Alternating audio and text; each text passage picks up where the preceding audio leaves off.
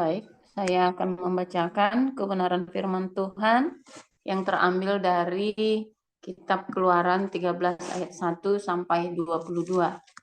Beginilah pembacaan kebenaran firman Tuhan. Berfirmanlah Tuhan kepada Musa, "Kuduskanlah bagiku semua anak sulung, semua yang lahir terdahulu dari kandungan pada orang Israel, baik pada manusia maupun pada hewan. Akulah yang empunya mereka." Lalu berkatalah Musa kepada bangsa itu, "Peringatilah hari ini, sebab pada hari ini kamu keluar dari Mesir, dari rumah perbudakan, karena dengan kekuatan tangannya Tuhan telah membawa kamu keluar dari sana. Sebab itu tidak boleh dimakan sesuatu pun yang beragi. Hari ini kamu keluar dalam bulan Abib. Apabila Tuhan telah membawa engkau ke negeri orang Kanaan, orang Het, orang Amori, orang Hewi, dan orang Yebus, negeri yang telah dijanjikannya dengan sumpah kepada nenek moyangmu untuk memberikannya kepadamu, suatu negeri yang berlimpah-limpah susu dan madunya, maka engkau harus melakukan ibadah ini dalam bulan ini juga. Makanlah roti yang tidak beragi 7 hari lamanya, dan pada hari yang ketujuh akan diadakan hari raya bagi Tuhan. Roti yang tidak beragi haruslah dimakan selama 7 hari itu. Sesuatu pun yang beragi tidak boleh dilihat padamu, bahkan ragi tidak boleh dilihat padamu di seluruh daerahmu. Pada hari itu harus kau beritahukan kepada anakmu laki-laki, ibadah ini adalah karena mengingat apa yang dibuat Tuhan kepadaku pada waktu aku keluar dari Mesir. Hal ini bagimu harus menjadi tanda pada tanganmu dan menjadi peringatan di dahimu, supaya hukum Tuhan ada di bibirmu. Sebab dengan tangan yang kuat Tuhan telah membawa engkau keluar dari Mesir. Haruslah kau pegang ketetapan ini pada waktunya yang sudah ditentukan dari tahun ke tahun. Apabila engkau telah dibawa Tuhan ke negeri orang Kanaan, seperti yang telah dijanjikannya dengan sumpah kepadamu dan kepada nenek moyangmu, dan negeri itu telah diberikannya kepadamu, maka haruslah kau persembahkan bagi Tuhan segala yang lahir terdahulu dari kandungan, juga setiap kali ada hewan yang kau punyai beranak pertama kali, anak jantan yang sulung adalah bagi Tuhan.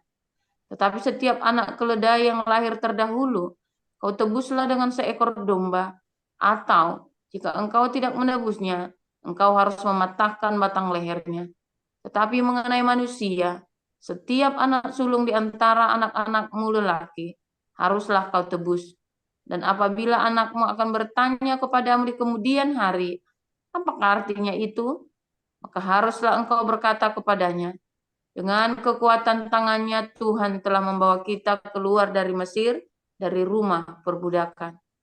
Sebab ketika Firaun dengan tegar menolak untuk membiarkan kita pergi, maka Tuhan membunuh semua anak sulung di tanah Mesir, dari anak sulung manusia sampai anak sulung hewan. Itulah sebabnya maka aku biasa mempersembahkan kepada Tuhan segala binatang jantan yang lahir terdahulu dari kandungan, sedang semua anak sulung di antara anak-anakku lelaki kutebus. Hal itu harus menjadi tanda pada tanganmu dan menjadi lambang di dahimu, sebab dengan kekuatan tangannya Tuhan membawa kita keluar dari Mesir. Setelah Firaun membiarkan bangsa itu pergi, Allah tidak menuntun mereka melalui jalan ke negeri orang Filistin, walaupun jalan ini yang paling dekat, sebab firman Allah, "Jangan-jangan bangsa itu menyesal apabila mereka menghadapi peperangan, sehingga mereka kembali ke Mesir." Tapi Allah menuntun bangsa itu berputar melalui jalan di padang gurun menuju ke Laut Teberau. Dengan siap sedia berperang berjalanlah orang Israel dari tanah Mesir. Musa membawa tulang-tulang Yusuf, sebab tadinya Yusuf telah menyuruh anak-anak Israel bersumpah dengan sungguh-sungguh, "Allah tentu akan mengindahkan kamu, maka kamu harus membawa tulang-tulangku dari sini." Demikianlah mereka berangkat dari Sukot dan berkemah di Etam, di tepi padang gurun. Tuhan berjalan di depan mereka pada siang hari dalam tiang awan untuk menuntun mereka di jalan, dan pada waktu malam dalam tiang api untuk menerangi mereka, sehingga mereka dapat berjalan siang dan malam. Dengan tidak beralih tiang awan itu tetap ada pada siang hari dan tiang api pada waktu malam di depan bangsa itu. Demikian pembacaan kebenaran firman Tuhan.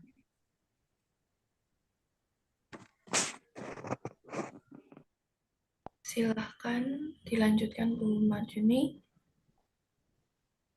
Baik, Anissa, terima kasih. Saya lanjutkan dari Kisah Para Rasul 27 ayat 1 sampai dengan 22. Setelah diputuskan bahwa kami akan berlayar ke Italia, maka Paulus dan beberapa orang tahanan lain diserahkan kepada seorang perwira yang bernama Julius dari pasukan Kaisar. Kami naik ke sebuah kapal dari Adramitium yang akan berangkat ke pelabuhan-pelabuhan di sepanjang pantai Asia, lalu kami bertolak. Aristarkus, seorang Makedonia dari Tesalonika, menyertai kami. Pada keesokan harinya, kami singgah di Sidon. Julius memperlakukan Paulus dengan ramah dan memperbolehkannya mengunjungi sahabat-sahabatnya supaya mereka melengkapkan keperluannya. Oleh karena angin sakal, kami berlayar dari situ menyusur pantai Siprus. Dan setelah mengarungi laut di depan Kilikia dan Pamfilia, sampailah kami di Mira, di daerah Likia. Di situ perwira kami menemukan sebuah kapal dari Alexandria yang hendak berlayar ke Italia. Ia memindahkan kami ke kapal itu. Selama beberapa hari berlayar, kami hampir-hampir tidak maju, dan dengan susah payah kami mendekati Knidus. Karena angin tetap tidak baik, kami menyusur pantai Kreta melewati Tanjung Salmone.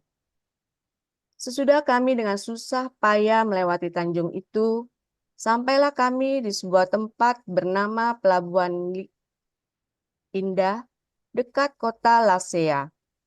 Sementara itu sudah banyak waktu yang hilang. Waktu puasa sudah lampau dan sudah berbahaya untuk melanjutkan pelayaran.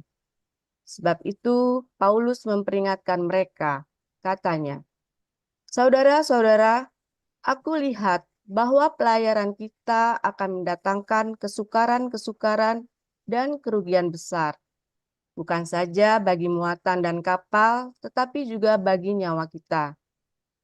Tapi perwira itu lebih percaya kepada jurumudi dan nahkoda daripada kepada perkataan Paulus. Karena pelabuhan itu tidak baik untuk tinggal di situ selama musim dingin, maka kebanyakan dari mereka lebih setuju untuk berlayar terus dan mencoba mencapai kota Phoenix untuk tinggal di situ selama musim dingin. Kota Phoenix adalah sebuah pelabuhan pulau Kreta yang terbuka ke arah barat daya dan ke arah barat laut. Pada waktu itu angin sepoi-sepoi bertiup dari selatan. Mereka menyangka bahwa maksud mereka sudah tentu akan tercapai. Mereka membongkar sauh lalu berlayar dekat sekali menyusur pantai Kreta. Tetapi tidak berapa lama kemudian turunlah dari arah pulau itu angin badai yang disebut angin timur laut. Kapal itu dilandanya dan tidak tahan menghadapi angin haluan. Karena itu kami menyerah saja dan membiarkan kapal kami terombang-ambing. Kemudian kami hanyut sampai ke pantai sebuah pulau kecil bernama Kauda, dan di situ dengan susah payah kami dapat menguasai skoci kapal itu.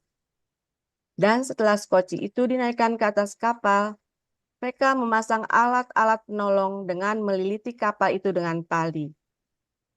Dan karena takut terdampar di Beting Sirtis, mereka menurunkan layar dan membiarkan kapal itu terapung-apung saja.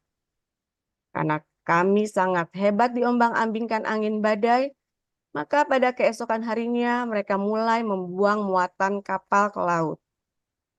Dan pada hari yang ketiga, mereka membuang alat-alat kapal dengan tangan mereka sendiri. Setelah beberapa hari lamanya, baik matahari maupun bintang-bintang tidak kelihatan, dan angin badai yang dahsyat terus-menerus mengancam kami, akhirnya putuslah segala harapan kami untuk dapat menyelamatkan diri kami. Dan karena mereka beberapa lamanya tidak makan, berdirilah Paulus di tengah-tengah mereka dan berkata, "Saudara-saudara, jika sekiranya nasihatku dituruti, supaya kita jangan berlayar dari Kreta, kita pasti terpelihara dari kesukaran dan kerugian ini.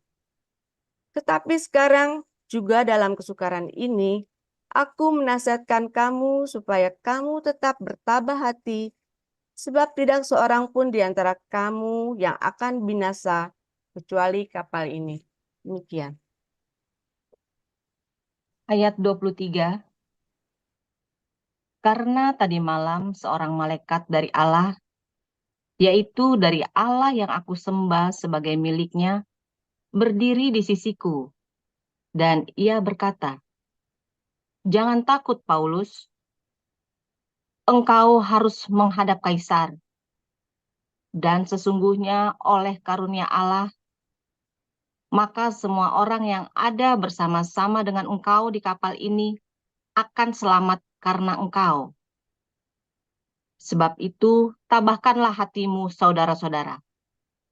Karena aku percaya kepada Allah bahwa semuanya pasti terjadi sama seperti yang dinyatakan kepadaku.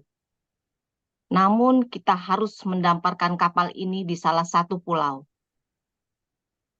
Malam yang ke-14 sudah tiba, dan kami masih tetap terombang-ambing di Laut Adria. Tetapi kira-kira tengah malam, anak-anak kapal merasa bahwa mereka telah dekat daratan. Lalu mereka mengulurkan batu duga, dan ternyata air di situ 20 depa dalamnya. Setelah maju sedikit, mereka menduga lagi, dan ternyata 15 depa. Dan karena takut bahwa kami akan terkandas di salah satu batu karang, mereka membuang 4 sauh di buritan, dan kami sangat berharap mudah-mudahan hari lekas siang. Akan tetapi anak-anak kapal berusaha untuk melarikan diri dari kapal. Mereka menurunkan sekoci dan berbuat seolah-olah mereka hendak melabuhkan beberapa sauh di haluan. Karena itu Paulus berkata kepada perwira dan prajurit-prajuritnya, "Jika mereka tidak tinggal di kapal, kamu tidak mungkin selamat." Lalu prajurit-prajurit itu memotong tali sekoci dan membiarkannya hanyut. Ketika hari menjelang siang, Paulus mengajak semua orang untuk makan. Katanya, "Sudah 14 hari lamanya kamu menanti-nanti saja, menahan lapar dan tidak makan apa-apa. Karena itu aku menasihati kamu, supaya kamu makan dahulu. Hal itu perlu untuk keselamatanmu. Tidak seorang pun di antara kamu akan kehilangan sehelai pun dari rambut kepalanya." Sesudah berkata demikian, ia mengambil roti, mengucap syukur kepada Allah di hadapan semua mereka, memecah-mecahkannya, lalu mulai makan. Maka kuatlah hati semua orang itu dan mereka pun makan juga. Jumlah kami semua yang di kapal itu 276 jiwa. Setelah makan kenyang, mereka membuang muatan gandum ke laut untuk meringankan kapal itu. Dan ketika hari mulai siang, mereka melihat suatu teluk yang rata pantainya. Walaupun mereka tidak mengenal daratan itu, mereka memutuskan untuk sedapat mungkin mendamparkan kapal itu ke situ. Mereka melepaskan tali-tali sauh, lalu meninggalkan sauh-sauh itu di dasar laut. Sementara itu, mereka mengulurkan tali-tali kemudi, memasang layar topang supaya angin meniup kapal itu menuju pantai. Tetapi mereka melanggar busung pasir dan terkandaslah kapal itu. Haluannya terpancang dan tidak dapat bergerak, dan buritannya hancur dipukul oleh gelombang yang hebat. Pada waktu itu, prajurit-prajurit bermaksud untuk membunuh tahanan-tahanan, supaya jangan ada seorang pun yang melarikan diri dengan berenang. Tetapi perwira itu ingin menyelamatkan Paulus. Karena itu ia menggagalkan maksud mereka dan memerintahkan supaya orang-orang yang pandai berenang lebih dahulu terjun ke laut dan naik ke darat, dan supaya orang-orang lain menyusul dengan mempergunakan papan atau pecahan-pecahan kapal. Demikianlah mereka semua selamat naik ke darat. Demikianlah sabda Tuhan. Ya, terima kasih Bu Rima. Ada tambahan ayat, persiapan Pak Edi Supriyono membacakan Lukas 12 ayat 1 sampai 12. Pak Edi Supriyono bisa membacakan Lukas 12 ayat 1 sampai 12. Minta tolong Pak, apakah bisa?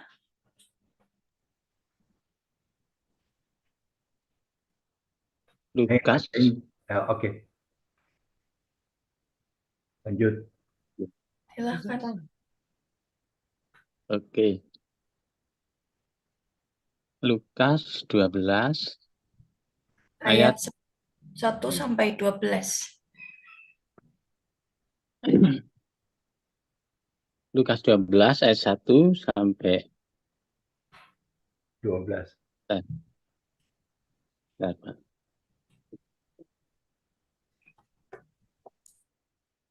Demikian firman Tuhan.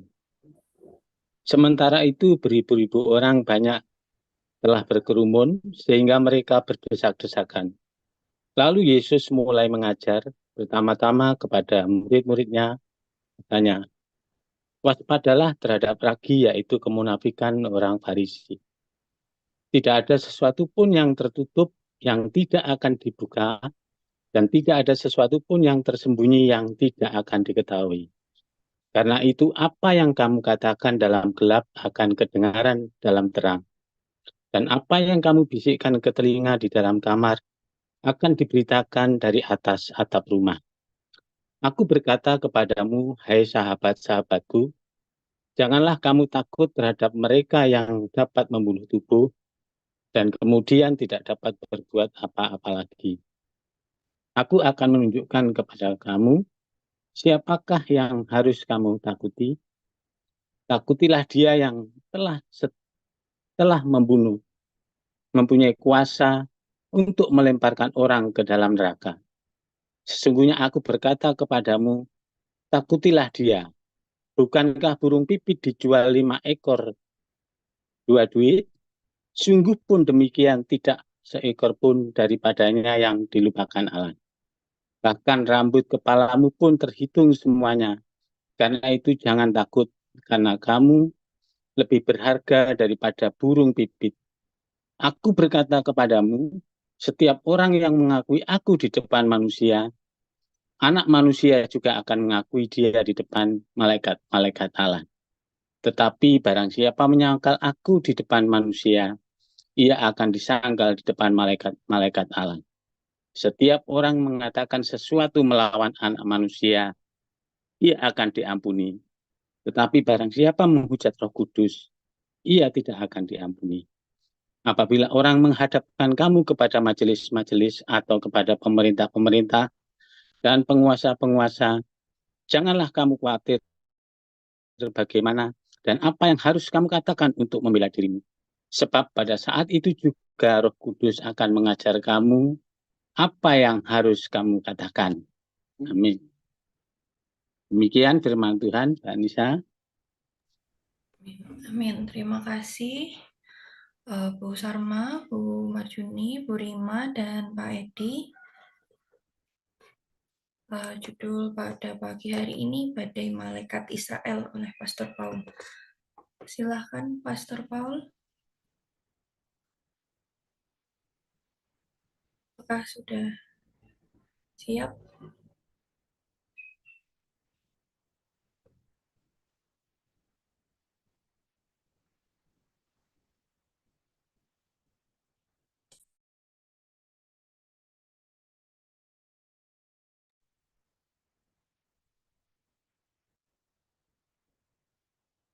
Atau bila belum siap, mungkin Pak Edward Monang untuk siap-siap untuk lagu-lagu ya, lagu-lagu Iya. pujian. Pak Edward Monang bisa dimonitor, Pak.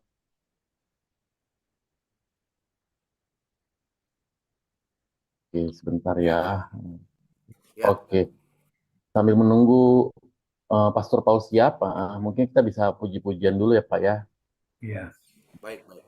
Oke.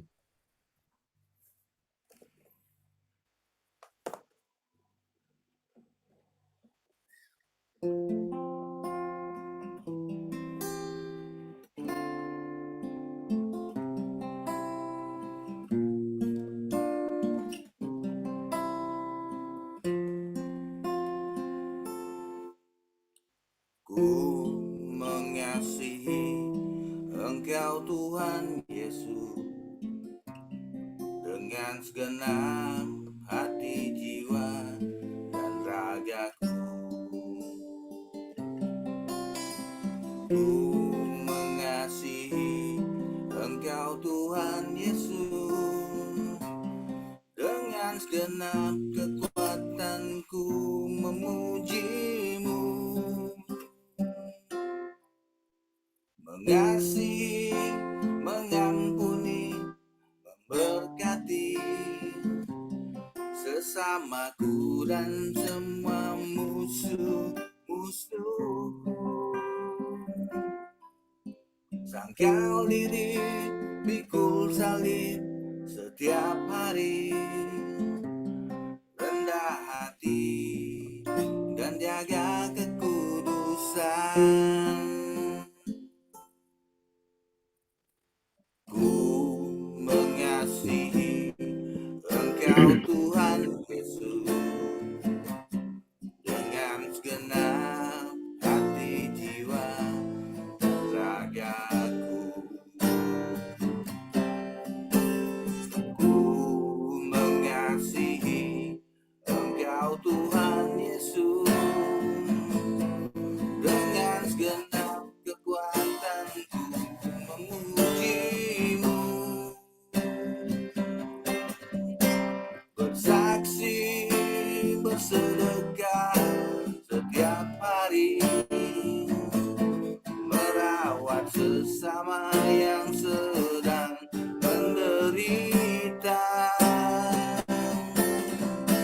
bersahaja dalam hidup setiap hari, dan berdoa di dalam ketulusan.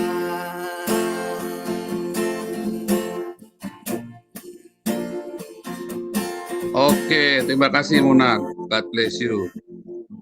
Ya, tadi saya sudah dada-dada minta dinyalakan mikrofonnya karena tadi hostnya saya kasih ke Pak Iman. Oke ya, ini sudah saya ambil alih hostnya. Oke, ya luar biasa firman Tuhan hari ini agak panjang, tapi nanti saya singkat aja. Satu, ragi ya, mengapa ada hari raya roti tak beragi? Itu adalah sebuah nubuatan, saudara ya, tentang kemunafikan dari pengajaran para guru-guru Israel, guru-guru agama, saudara ya, yang berteori dengan segala macam teori yang indah, tapi nggak bisa praktek, saudara. Itulah orang munafik. Teorinya banyak sekali, ya rasanya paling hebat, wow, saling memaki, saudara, tapi nggak bisa praktek, nggak ada buahnya. Pendeta-pendeta juga yang suka ngajar pinter-pinter, indah-indah pengajarannya, tapi nggak ada yang praktek, saudara ya. Serius ya, oh itu aduh, capek dah kalau cerita gereja begitu ya, saudara ya. Saya sendiri pernah ada di dalamnya soalnya ya, jadi gimana dong? Saya pernah bagian dari dalamnya, sampai saya dihajar sama Tuhan habis-habisan. Awasilah dirimu dan ajaranmu, bertekunlah dalam semuanya itu. Dengan demikian kamu menyelamatkan dirimu dan orang-orang lain juga. Seorang hamba Tuhan, seorang hamba Tuhan, seorang ayah, seorang ibu, seorang guru, seorang pengajar, seorang pemimpin harus berkata, teladanilah aku seperti aku meneladani Kristus. Kalau dia tidak berani ngomong begitu, itulah ragi orang Farisi. Itulah ragi, saudara. Dan kamu tidak boleh menyimpan ragi di rumahmu. Segala macam teori yang indah-indah, tapi kamu tidak bisa praktek. Bullshit, saudara. Singkirkan dari rumahmu. Sebab kamu akan pergi ke tanah perjanjian. Kalau kamu masih menyimpan ragi orang Farisi di rumahmu, ya, itu adalah hari raya penyucian, saudara ya. Setelah kamu lepaskan apa yang menjadi posesif dalam hidupmu, lepaskan. Itulah anak sulung ya, saudara ya. Itulah anak sulung yang mati. Matikan, saudara. Lepaskan yang posesif dalam hidupmu, lepaskan. Dan kamu harus hidup di dalam pengajaran yang simple, ya, pengajaran yang sederhana, yang pengajaran yang kamu bisa lakukan. Bukan yang jelimet, tapi nggak ada prakteknya, saudara. Ya, kamu bilang, kamu harusnya pakai begini, pakai baju hangat, harusnya kamu pakai sepatu, harusnya, tapi kamu nggak pernah belikan sepatu, saudara. Kamu nyuruh orang pakai baju hangat, pakai sepatu, ya, kamu nyuruh orang untuk sekolah, kamu sekolah dong begini, tapi kamu nggak nyekolahin dia, saudara. Nggak usah ngajarin, nggak usah ngomongin. Ya, itulah lagi orang Farisi, saudara. Kamu harusnya makan, ya, kamu yang ngasih makan. Nah, itulah lagi orang Farisi, ya. Banyak teori, tapi nggak ada prakteknya, saudara. Gajah dibelangkoni. Itulah lagi orang Farisi. 2, badai, ya, topan badai, ya kan? Awan, tiang awan dan tiang api itulah badai, ya. Saudara, badai itu ya penyebabnya adalah kita yang ngeyel, saudara ya. Badai dalam hidup kita biasanya 99% karena kita ngeyel sama Tuhan. Kita ya sudah dikasih tahu yang baik. Kita dipimpin, diajari, tapi kita ragu sehingga harus dipimpin oleh badai. Karena ragu. Kalau dari awal orang Israel tidak ragu, maka tidak perlu ditopang dengan badai. Kenapa? Hajar mantap hatimu, saudara. Tetapi karena hatimu tidak mantap, kamu harus dihajar pakai badai dulu, saudara. Kamu harus melihat badai dulu. Tapi jangan takut, saudara. Di dalam badai itu tidak akan ada satu rambut pun lepas, kalau bukan karena Tuhan mengizinkan. Mengapa, saudara, di dalam topan badai itu justru ada pertolonganmu, saudara. Badai itu adalah malaikatmu, ya. Saudara, kalau melihat badai dalam kehidupanmu, jangan takut. Itu adalah badai yang menuntun hidupmu kepada tanah Kanaan. Dulu saya takut, saya tidak ngerti. Saya tengking-tengking, saudara ya. Berhenti badainya datang lagi. Tengking-tengking lagi, takutan jejeritan kayak murid-murid Yesus. Ya. Tapi Paulus bilang, jangan takut. Di awal Paulus sudah bilang, jangan pergi. Tapi kamu ngeyel, pergi kena badai, saudara. Ya kan? Saudara, Rasul Paulus ini orang pinter, saudara ya. Dia kalau di zaman itu, kalau bilang pinter itu bukan cuma pinter baca, tulis, matematika, bukan. Kalau bilang pinter itu dia pinter semua ilmu, saudara ya. Bahkan sampai dengan abad ke-18, kalau bilang seorang ilmuwan, dia belajar bukan cuma ilmu fisika, dia nggak cuma belajar fisika, dia belajar kimia, dia belajar matematika, dia belajar filosofi, dia belajar agama, dia juga teolog, saudara. Dia juga teolog ya. Anda lihat Isaac Newton itu teolog, saudara ya. Isaac Newton teolog, Kopernikus ya teolog, Galileo Galilei dia teolog. Rata-rata ilmuwan itu juga seorang teolog, karena awalnya pengetahuan itu dari Alkitab. Awalnya ilmu pengetahuan orang Yahudi berasal dari Alkitab. Awalnya ilmu pengetahuan yang dikembangkan orang Kristen dari Alkitab. Ya. Nah, makanya kalau orang pinter, itu mereka pinter, dia bisa baca alam, iklim, suasana, segala macam, dia ngerti. Ya.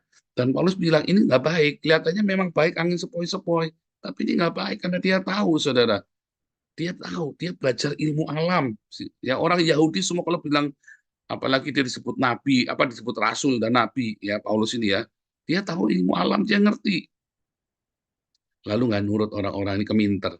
Kita seringkali Tuhan sudah kasih tahu, kitanya keminter, saudara ya. Beberapa orang saya sudah kasih nasihat ya keminter. Ya enggak apa-apa, dia ngalami badai, diizinkan, tapi jangan takut kalau kamu lagi badai. Sekalipun dalam badai, karena kamu tidak akan celaka.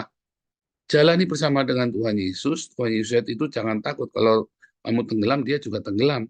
Lewati, saudara. Karena topan badai itu kan menuntunmu kepada tanah perjanjian. Yang penting sikap hati kita benar.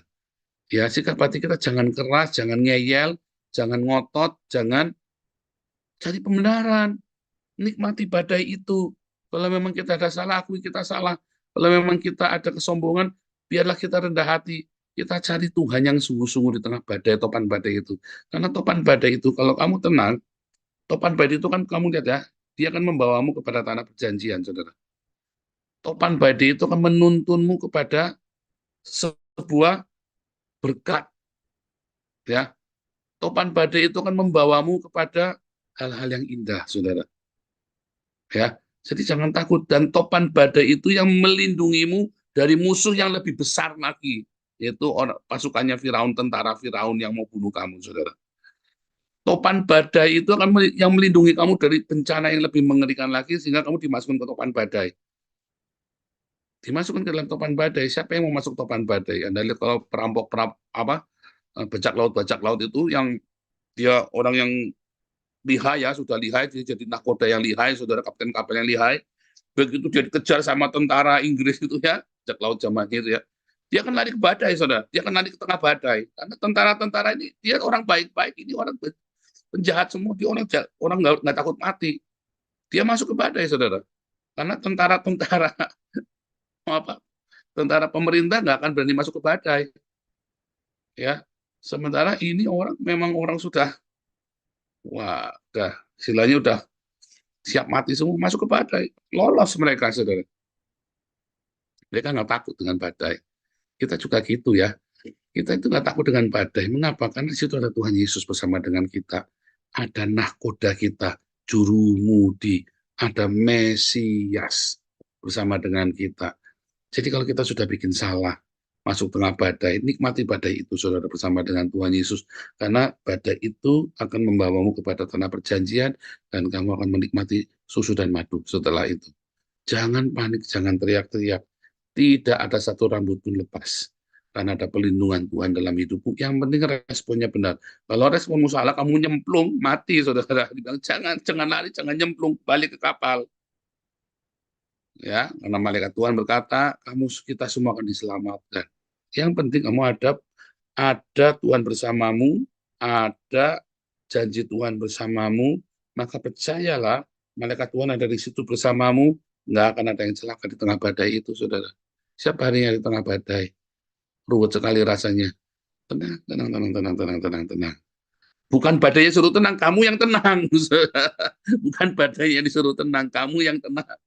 Ya, karena ada Tuhan bersama denganmu, ada Mesias, ada juru mudi, ya, ada nahkoda, ya, yang mengendalikan kapal pernikahanmu, yang mengendalikan kapal dagangmu, yang mengendalikan kapal kehidupanmu, saudara ya.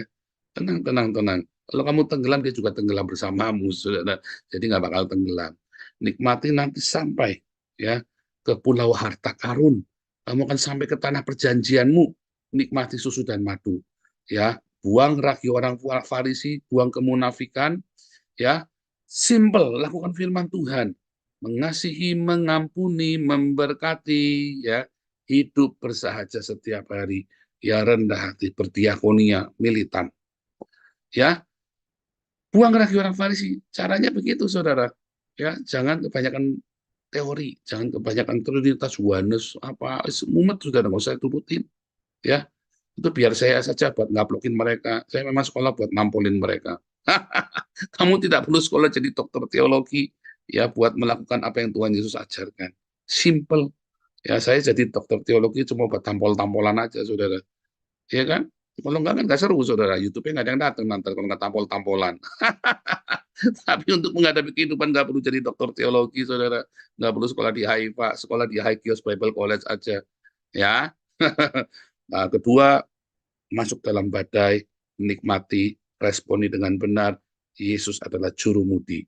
Kapal bahtera pernikahanmu, Yesus juru mudi bagi kapal dagangmu, Yesus juru mudi bagi kapal kehidupanmu. Kamu akan sampai selamat ke tanah perjanjian. Jadi jangan kamu tenangkan badainya, tapi tenangkan hatimu. Jadilah tenang, supaya kamu dapat berdoa dan mendengar apa yang Tuhan mau, dan kamu akan lihat malaikatnya menjagamu. Tuhan Yesus memberkati.